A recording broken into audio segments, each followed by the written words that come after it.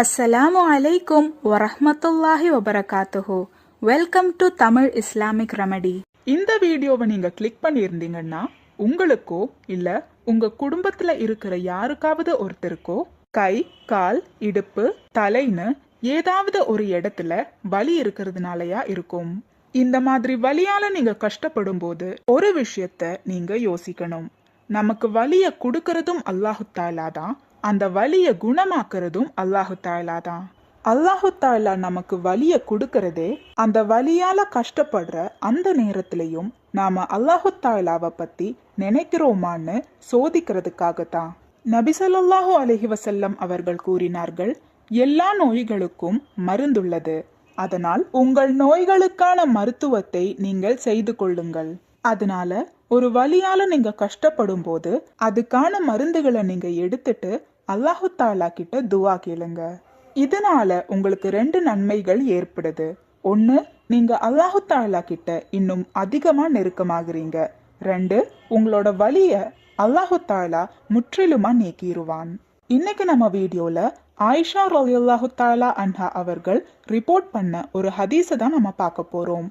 இந்த ஹதீஸ் புகாரி மற்றும் முஸ்லிம்ல பதிவு செய்யப்பட்டிருக்கு.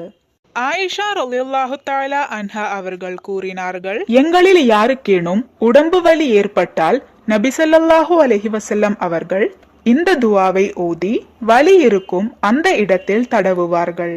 அதே போல நபி ஸல்லல்லாஹு அலைஹி வஸல்லம் அவர்களுக்கு வலி ஏற்படும் போது இந்த துஆவை ஓதி அவர் கைகளில் ஊதி உடம்பு முழுவதும் தடவுவார்கள்.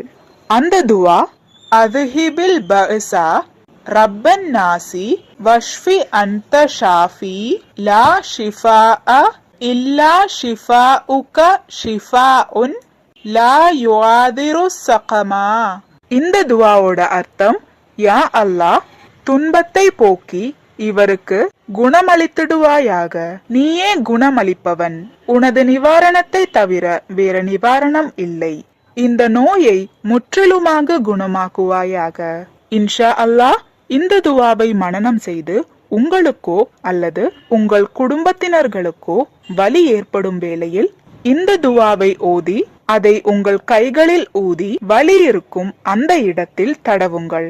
அல்லாஹு தாலா முற்றிலுமாக அந்த நோயை குணமாக்கி விடுவான். அல்லாஹு தாலா நாம் அனைவருக்கும் நோயற்ற வாழ்வை தந்து அருள் புரிவானாக. ஆமீன்.